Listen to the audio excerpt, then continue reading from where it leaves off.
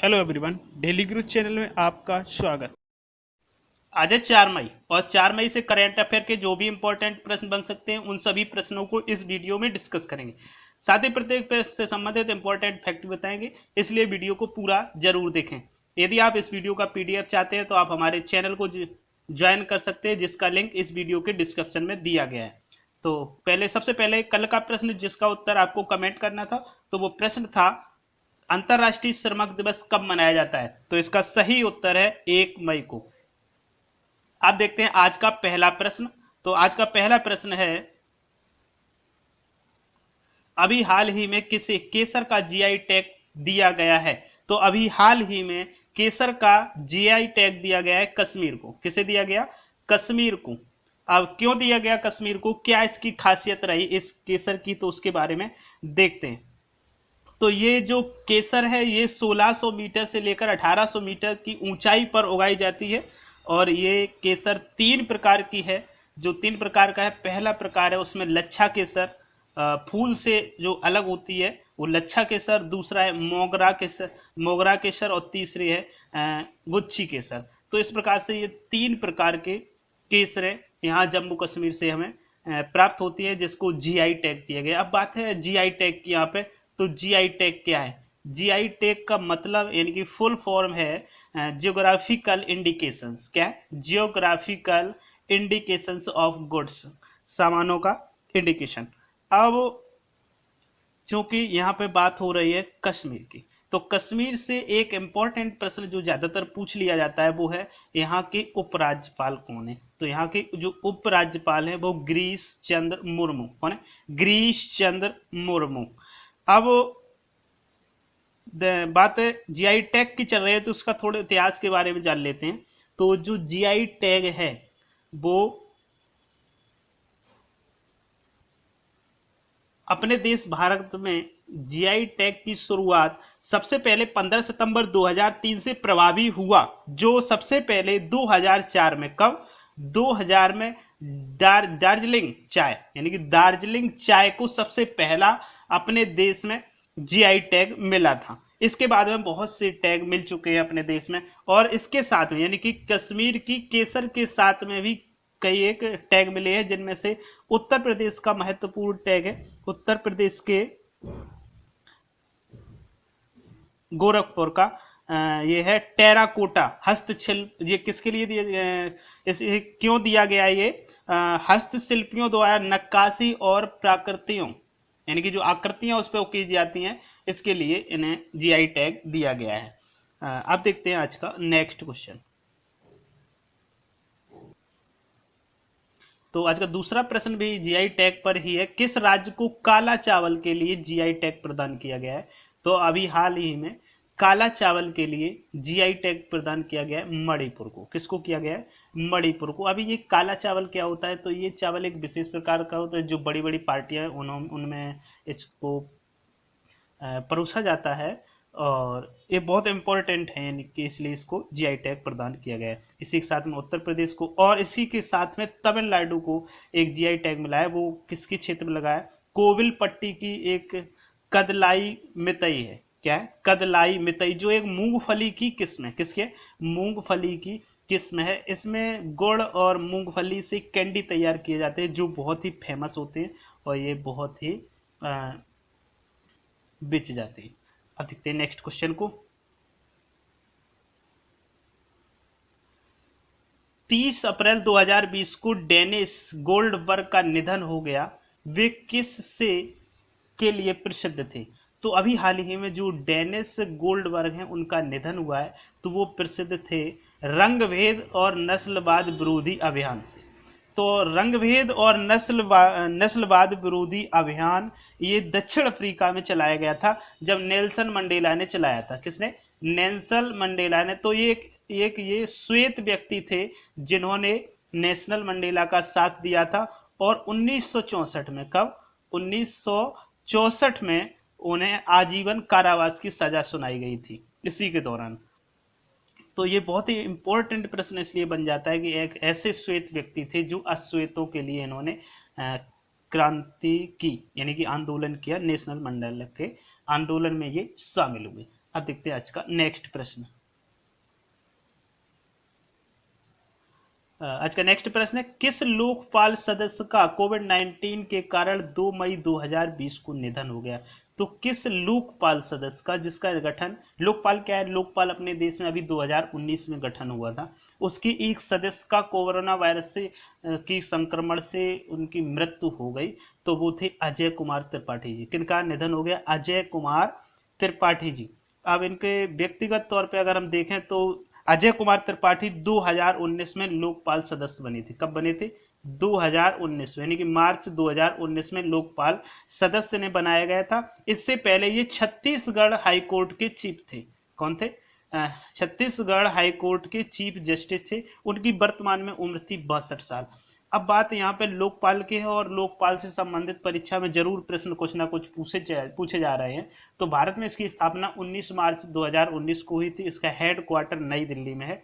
अब और लोकपाल के बारे में अगर हम बात करें तो लोकपाल में दो प्रकार के सदस्य होते हैं, एक जुडिशियल और एक नॉन जुडिशियल। तो जुडिशियल क्षेत्र के जो सदस्य हैं उनको हम क्रम से देखते हैं। तो जुडिशियल में सबसे पहले एक व्यक्ति थे प्रदीप कुमार मोहंती, और दूसरे व्यक्ति थे अभिलाषा कुमारी, तीसरे हैं ये थे अजय कुमार त्रिपाठी, जिनका अभी हाल ही में निधन हो गया। और चौथी सीट अभी तक रिक्त पड़ी हुई है, इस पर कोई भी चयन नहीं किया गया है। और नॉन जुडिशियल क्षेत्र के अगर चार व्यक्ति देखें तो पहले थे दिनेश कुमार जैन, दूसरे अर्चना रामसुंदरम और महेंद्र सिंह, और चौथे इंद्रजीत प्रसाद गौतम। तो इस प्रकार से ये बहुत इंपॉर्टेंट क्वेश्चन बन जाता है, क्योंकि लोकपाल ताजा ताजा यहाँ लागू हुआ है। अब देखते हैं आज का नेक्स्ट क्वेश्चन।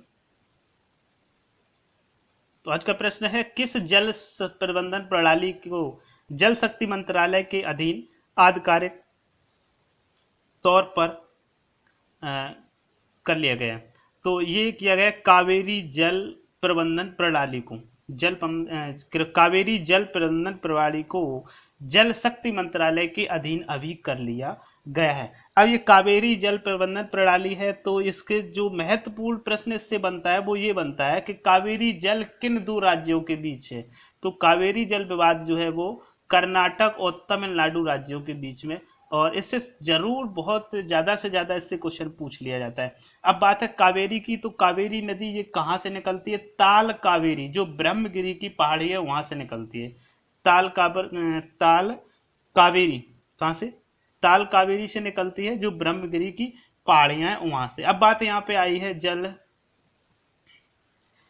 जल की, तो जल शक्ति मंत्री वर्तमान में कौन है? जल शक्ति मंत्री हैं वर्तमान में गजेंद्र सिंह। कौन है? गजेंद्र सिंह। अब देखते हैं नेक्स्ट क्वेश्चन। तो नेक्स्ट प्रश्न के रूप में आज हम लोग इस पे नजर डालते हैं, एमएसएमई मंत्रालय के सचिव का कार्यभार किसे दिया गया है? तो एमएसएमई मंत्रालय का कार्यभार अभी हाल ही में दिया गया है अरविंद्र कुमार सिंह को। किसको दिया गया? अरविंद्र कुमार सिंह को। अब बात है एमएसएमई की, तो एमएसएमई ये कौन सा मंत्रालय है इसको देखते हैं। तो एमएसएमई जो मंत्रालय है वो ministry of micro small and medium enterprises. क्या है? Ministry of micro small and medium enterprises. तो इसका अभी सचिव बनाया गया है अरविंद कुमार को। अब बस अरविंद कुमार को बनाया गया, तो अन्य विकल्प को देखते हैं। जैसे पहला विकल्प ये दिया गया है गिरधर अरमाने, ये क्या है? ये सड़क परिवहन और राजमार्ग मंत्रालय के सचिव। किसके? सड़क परिवहन और राजमार्ग मंत्रालय के सचिव। और इसके बाद में अजय कीर्ति जी हैं, ये क्या है? ये भी सचिव हैं, ये महिला और बाल विकास मंत्रालय के सचिव हैं। अब देखते हैं नेक्स्ट। तो अब इस क्वेश्चन को देखते हैं। अभी फेड कप हॉर्ट अवार्ड, कौन सा? फेड कप हॉर्ट अवार्ड के लिए किसे नामांकित किया गया है? तो अभी हाल ही में सानिया मिर्जा को इस कप के लिए नामांकित किया गया है, लेकिन अभी इनको ये पुरस्कार अवार्ड मिला नहीं है। नामांकन के बाद में इसमें क्या होता है? ऑनलाइन वोटिंग की जाती है। ऑनलाइन वोटिंग के द्वारा जो भी यहाँ पे विजयी होता है, इनकी जिसको अवार्ड में दिया जाता है उसी को अवार्ड मिलेगा जो इसकी वोटिंग में सफल होता है। अब देखते हैं नेक्स्ट।